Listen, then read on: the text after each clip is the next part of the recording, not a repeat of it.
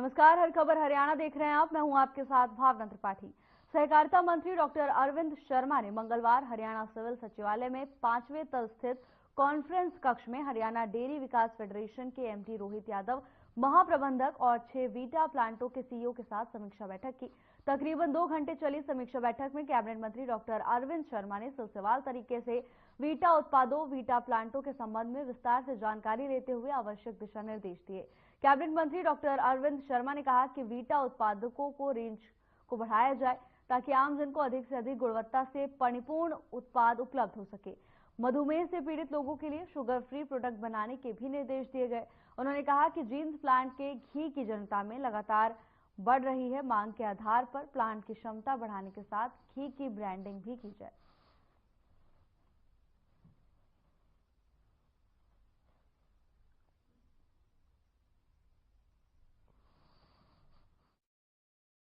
भवानीखेड़ा में dial 112 team ने नियमित वाहन जांच अभियान चलाया, जिसमें 2 व्हीलर और बड़े वाहनों की जांच की गई।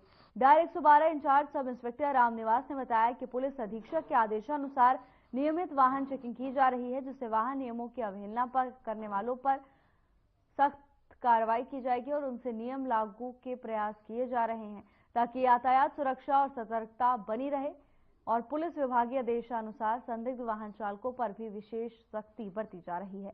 इसके अलावा वाहन चालकों को यात्रा के दौरान वाहनों में हेडलाइट, गति नियंत्रण और 2 व्हीलर में हेलमेट का उपयोग की अपील कर सर्द मौसम में कोहरे के दौरान सावधानी पूर्वक और जरूरत के अनुसार यात्रा का आह्वान किया जा रहा है ताकि सुरक्षा बनी रहे और सड़क दुर्घटनाओं को नियंत्रित किया जा सके।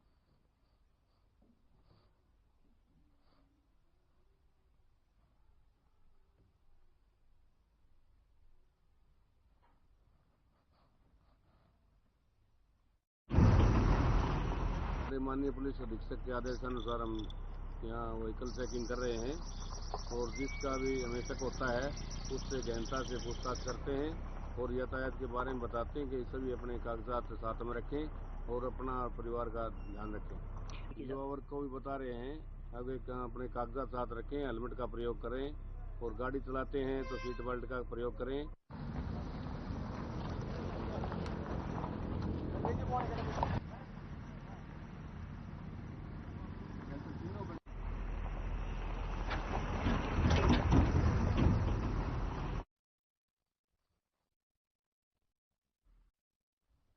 कुरुक्षेत्र में बीते दिन अज्ञात हमलावरों के द्वारा एक प्रवासी मजदूर पर इस कदर लाठी डंडों का कहर बरसा कि इलाज के लिए पीजीआई ले जाने के दौरान ही उसकी मौत हो गई।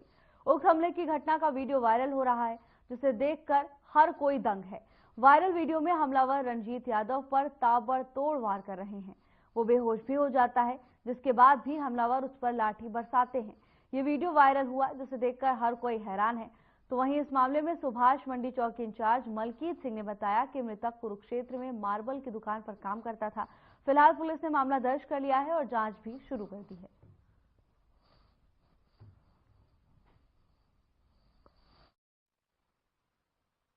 तो देखिए 19/1/2025 को हमें सूचना मिली थी कि प्रेम नगर में एक लड़ाई झगड़ा हुआ है और उसमें जो विक्टिम है जिसको चोटें लगी हैं वो LNJP हॉस्पिटल्स के शिफ्ट होके मेट्रो में चला गया। उसके बाद हमने जो जांच शुरू की है और जो विटनेस के स्टेटमेंट पे हमने इसमें FIR रजिस्टर करी थी under section attempt to murder की और बाद में दौरान इलाज उनकी रंजीत यादव की डेथ हो गई थी। उसमें हमने जो हत्या का मामला है उसमें धारा इजाद करी हुई है और अभी प्रेजेंट में इसकी इन्वेस्टिगेशन CIA 1 कर रही है। तो उन्होंने स्टेटमेंट दी है, उसमें ऐसा कुछ नहीं है, लेकिन अभी मामले की हम इन्वेस्टिगेशन कर रहे हैं। जैसे भी कोई तथ्य या कोई वजह रंजिश है या कोई दूसरा कारण है उसके बारे में पता चलेगा तो उस बता दिया जाएगा आपको।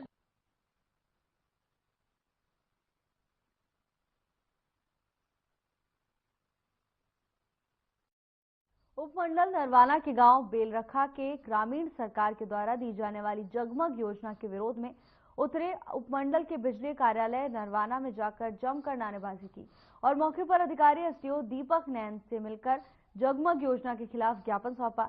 SDO दीपक नैन ने ग्रामीणों को समझाते हुए कहा कि ये योजना सरकार के द्वारा दी जा रही है, जिससे गांव को 24 घंटे बिजली की सुविधा मिलेगी और पूरे गांव में नए सामान के साथ नई लाइन लगाई जाएगी, जिससे गांव में बिजली की कोई शिकायत भी नहीं रहेगी। और उन्होंने कहा कि ग्रामीणों को इस योजना का लाभ लेना चाहिए ताकि उनके बच्चे इस योजना का लाभ लेकर अपने भविष्य उज्जवल कर सके।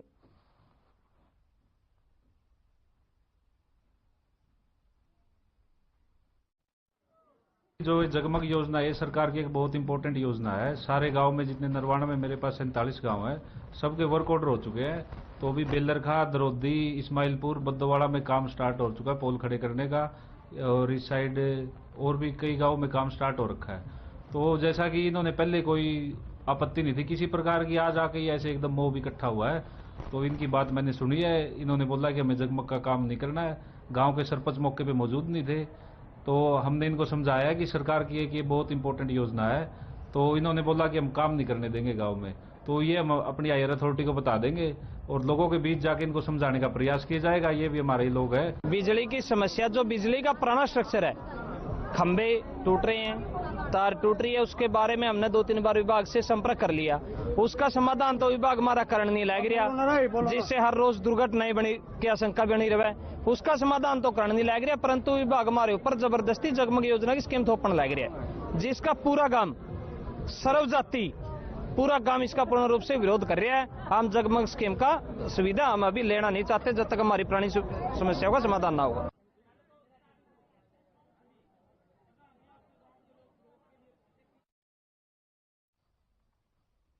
हरियाणा के सहकारिता मंत्री अरविंद शर्मा ने पत्रकारों से बात की और एक बयान जारी किया, जिसमें उन्होंने बताया कि 38वें सूरजकुंड मेले की तैयारियां जोरों पर चल रही हैं।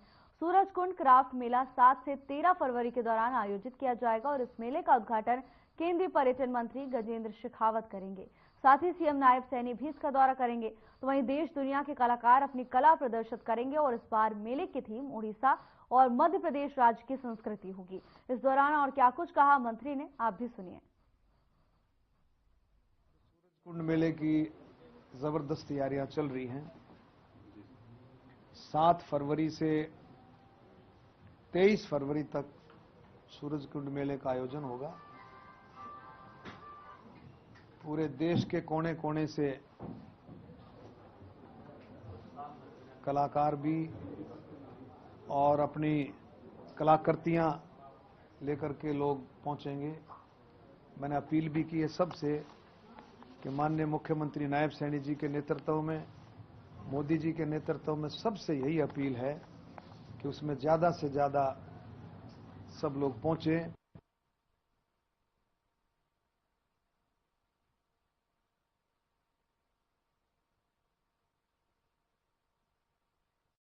हरियाणा के ऊर्जा मंत्री अनिल विज जयपुर पहुंचे। यहां वो केंद्रीय नवीन एवं नवीकरणीय मंत्रालय की ओर से विभिन्न राज्यों के ऊर्जा, बिजली, नवीन एवं नवीकरणीय ऊर्जा मंत्रियों की एक क्षेत्रीय कार्यशाला कार्यक्रम में शामिल हुए। इस दौरान मंत्री विज ने कहा कि उन्होंने अपनी सरकार और डिपार्टमेंट को सुझाव दिया है कि प्रत्येक गांव में एक सोलर पावर हाउस बना देना चाहिए ताकि वहां पर जो भी ट्यूबवेल है उनकी सप्लाई उस सोलर पावर हाउस से की जाए और किसानों को सभी ट्यूबवेल संचालित हो सकें और इससे किसानों को भी कोई ऐतराज नहीं होगा। तो वहीं इस कार्यक्रम में राजस्थान के मुख्यमंत्री भजनलाल, केंद्रीय नवीन एवं नवीकरणीय ऊर्जा मंत्री प्रहलाद जोशी के साथ अन्य राज्यों के ऊर्जा और बिजली मंत्री मौजूद थे।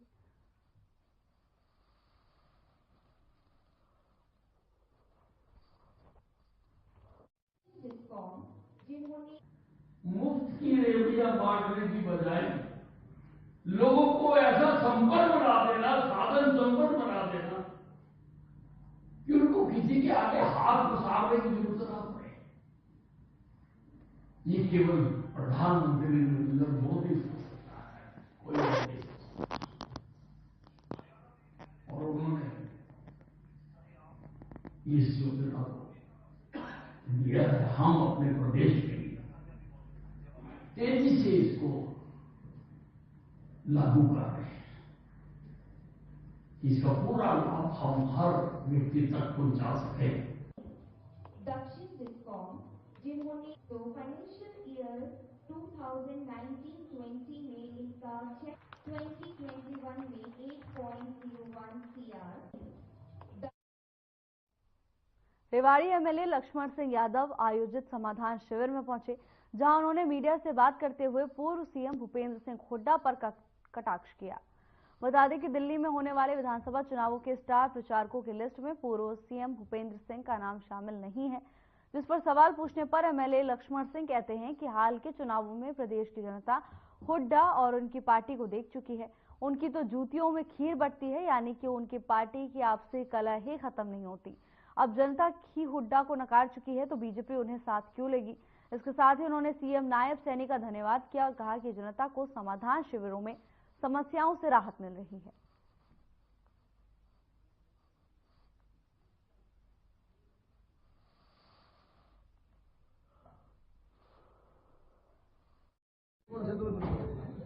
अट्ठाईस कुछ आज तक समाधान शिविर में कंप्लेंट आई है, जिसमें 2562 का समाधान हो गया है।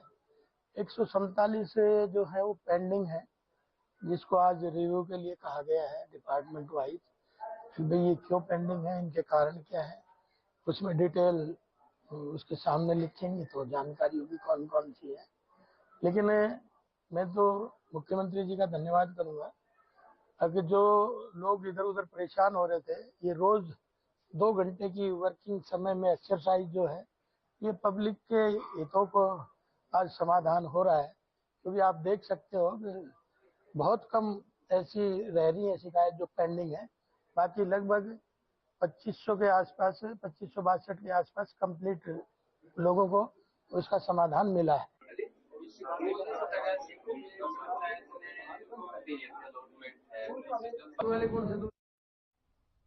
हरियाणा के नूंह जिले की ग्राम पंचायत रोजका मेव में करोड़ों रुपए का घोटाला करने वाले पूर्व सरपंच दीन मोहम्मद की अब तक गिरफ्तारी नहीं हुई, जिसको लेकर गांव के लोगों में भारी नाराजगी है। बता दें कि घोटाले के आरोपी पूर्व सरपंच की गिरफ्तारी की मांग कर रहे हैं। नूंह के तत्कालीन डीसी धीरेन्द्र खडगटा ने HSIIDS के अधिकारियों, बैंक अधिकारियों, जिला राजस्व अधिकारी और रोजका मेव के पूर्व महिला सरपंच खातूनी और पूर्व सरपंच दीन मोहम्मद पर धोखाधड़ी और गबन के साथ अन्य धाराओं के तहत पुलिस कार्रवाई करने के आदेश दिए थे। इसके साथ ही सरपंच दीन मोहम्मद को निलंबित भी कर दिया गया था, लेकिन कुछ महीनों के बाद भी पुलिस ने पूर्व सरपंच दीन मोहम्मद की गिरफ्तारी नहीं की, जिसको लेकर गांव के मौजूद लोगों ने बैठक कर पूर्व सरपंच की गिरफ्तारी के पुलिस प्रशासन से मांग की है।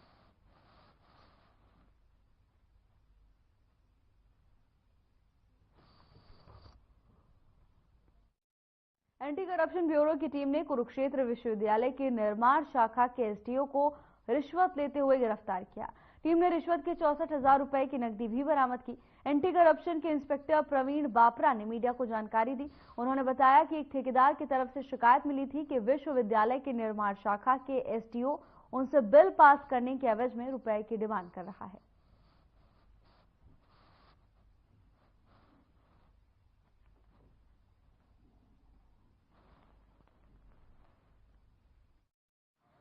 ये Shri Alok Mittal ji, ADGP anti corruption bureau Panchkula के दिशा निर्देश अनुसार और Shri Virendra Singh Sangwan SP anti corruption bureau Ambala के नेतृत्व में एक टीम गठित की गई थी, जिस पर हमें सूचना मिली थी कि एसडीओ जो केयूके के अंदर है, निर्माण शाखा के अंदर, वो बिलों को पास करने के एवज में शिकायतकर्ता से पैसे मांग रहा था और उसकी मध्यस्थता एक प्राइवेट व्यक्ति कर रहा था। जो प्राइवेट व्यक्ति को हमने रेडिंग पार्टी तैयार करके ने 64,000 रुपये में रेड हैंडेड गिरफ्तार किया और उसके बाद एसडीओ निर्माण शाखा के यूके को अरेस्ट किया।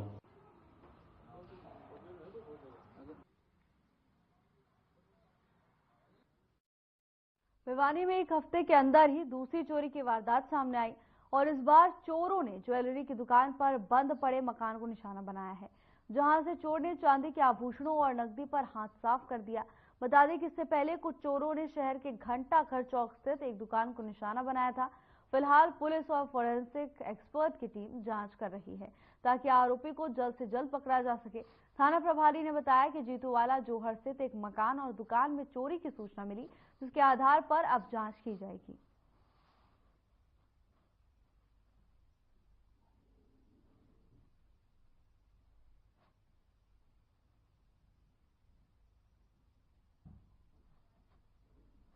विजय और विजय अजय और मुनेश आंटी का मकान है और वो बाहर रहते हैं, वो वापी में गुजरात में रहते हैं।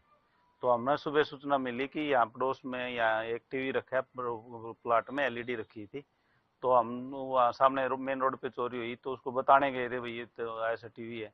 तो उन्होंने देखा तो बोले बोला हमारा तो नहीं है। फिर मैं कहा यो अपना मकान चेक कर लें, कई दिन से बंद है, 20 दिन से बंद था ये। सुबह हमें सूचना मिली कि विकास हाई स्कूल जितवाड़ा जोड़ के पास से एक बंद मकान में और एक दुकान में चोरी हुई है।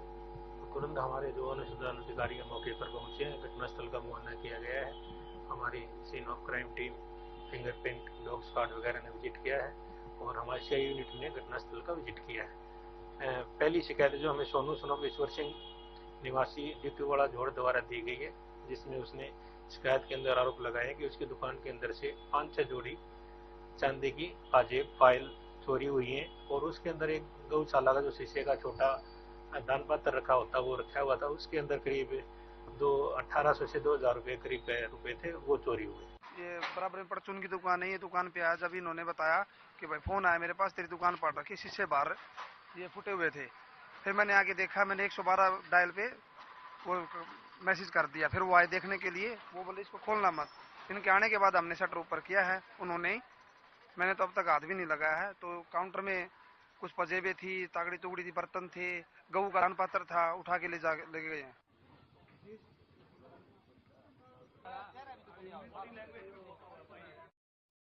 महेंद्रगढ़ में आरपीएस वेटरनरी कॉलेज बलाना के प्रांगण में मंगलवार को संस्थापक निदेशक डॉक्टर ओपी यादव की 82वीं जयंती का भव्य आयोजन किया गया।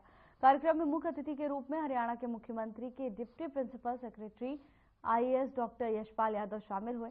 कार्यक्रम की अध्यक्षता आरपीएस ग्रुप की को-फाउंडर बिमला यादव ने की। इस मौके पर कॉलेज प्रांगण में हवन का आयोजन किया गया और साथ ही डॉक्टर ओपी यादव की आदमकद प्रतिमा का अनावरण किया गया। तो वहीं उपस्थित अतिथियों, विद्यार्थियों और स्टाफ ने पुष्प वर्षा कर महान शिक्षाविद को श्रद्धांजलि दी और उनके दिखाए मार्ग पर चलने का संकल्प लिया।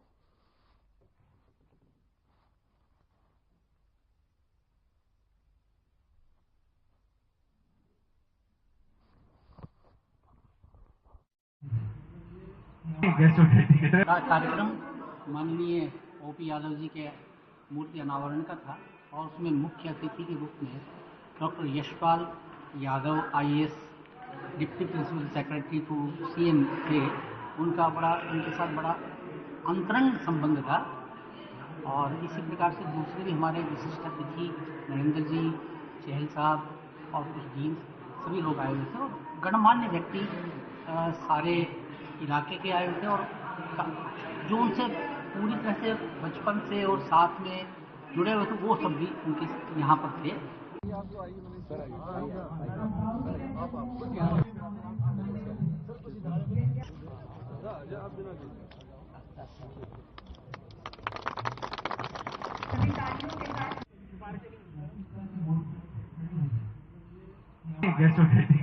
बोल के चले भी जाएंगे। तो मैं डैडी के साथ बेबी चीनू भी थे। हम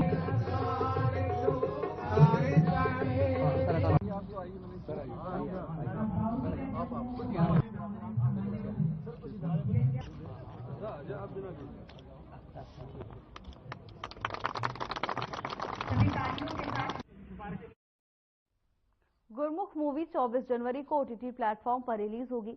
इस फिल्म के किरदार कुलजिंदर सिद्धू और गुरलीन चोपड़ा यमुनानगर के गुरु नानक गर्ल्स कॉलेज पहुंचे, जहां दोनों ने फिल्म को लेकर अभिनेता और अभिनेत्री ने कहा कि इस फिल्म में कई तरह की शिक्षा मिलती है कि कैसे पगड़ी की जिम्मेदारी दी जाती है और कैसे उसे निभाया जाता है। उन्होंने कहा कि किसी के खिलाफ भी बेइंसाफी होती है, चाहे वो लड़का हो या लड़की, उसको लेकर इस फिल्म में काफी कुछ दिखाया गया है। इसके साथ उन्होंने ये भी कहा कि पंजाबियत को सिख लोग भूलते जा रहे हैं, बच्चों को सिक्खी से जोड़ना चाहिए। उन्होंने कहा कि विदेशों में युवा सिक्खी से जुड़े हुए हैं और नियमित रूप से पाठ करते हैं।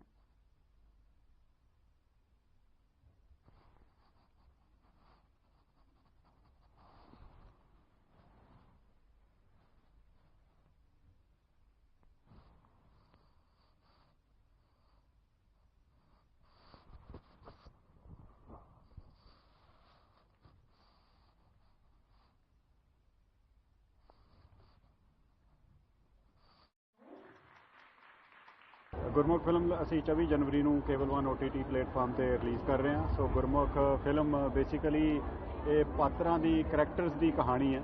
ਸੋ ਜਿਹੜਾ ਗੁਰਮੁਖ ਇੱਕ ਪਾਤਰ ਪਾਲੀ ਭੁਪਿੰਦਰ ਹੋਣਾ ਨੇ ਸਿਰਜਿਆ ਹੈਗਾ ਤਾਂ ਇੱਕ ਫਿਕਸ਼ਨਲ ਕਰੈਕਟਰ ਹੈ, ਪਰ ਤੁਹਾਨੂੰ ਕਿਤੇ ਵੀ ਉਹ ਫਿਕਸ਼ਨਲ ਨਹੀਂ ਲੱਗੂਗਾ। ਬਹੁਤ ਹੀ ਰੀਅਲਿਸਟਿਕ ਫਿਲਮ ਬਣਾਈ ਹੈ, ਰਿਐਲਿਟੀ ਦੇ ਨੇੜੇ ਆ ਜੋ ਕਿ ਸਾਡੇ ਸਮਾਜ ਵਿੱਚ ਵਾਪਰ ਰਿਹਾ।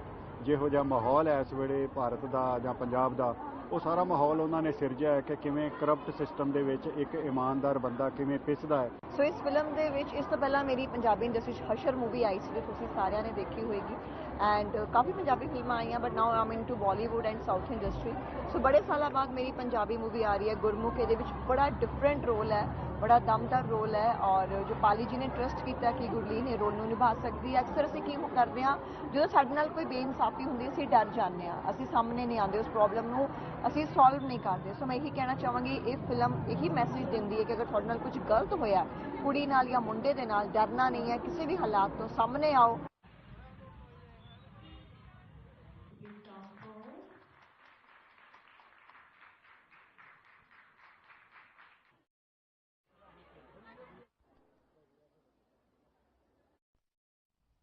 प्रदेश में एक बार फिर बारिश का दौर शुरू होने की संभावना बन रही है। चौधरी चरण सिंह हरियाणा कृषि विश्वविद्यालय के मौसम वैज्ञानिक मदन लाल खीचड़ ने बताया कि पिछले कुछ दिनों से मौसम आमतौर पर खुश्क चल रहा है। सुबह और रात के समय गहरी धुंध देखने को मिल रही है। दिन का तापमान 20 डिग्री सेल्सियस और रात का तापमान 5 से 7 डिग्री सेल्सियस चल रहा है। साथ ही उन्होंने बताया कि 22 और 23 जनवरी को पश्चिमी विक्षोभ के प्रभाव के कारण प्रदेश के अधिकतर क्षेत्रों में कहीं हल्का बूंदाबांदी और बारिश की संभावना बन रही है। मैं हूं डॉक्टर मदन खीचड़, विभागाध्यक्ष कृषि मौसम विज्ञान विभाग चौधरी चरण सिंह हरियाणा कृषि विश्वविद्यालय हिसार। पिछले कई दिनों से मौसम आमतौर पर खुश चल रहा है। सुबह और शाम के समय धुंध की संभावना बनी रहती है और अभी भी तापमान जो है 20 और 21 डिग्री के सेल्सियस के दिन का तापमान है और रात्रि तापमान 5 से 7 डिग्री चल रहा है।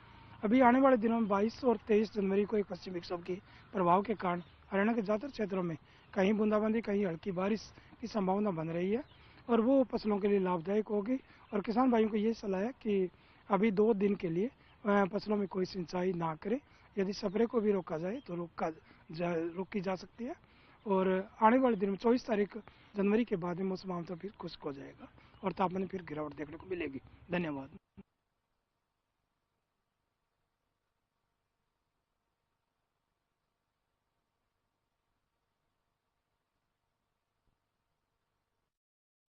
फिलहाल के लिए बस इतना ही। अब वक्त हो चला है डॉक्टर राकेश गुप्ता के साथ हमारे खास कार्यक्रम प्लस माइनस का। दोस्तों आज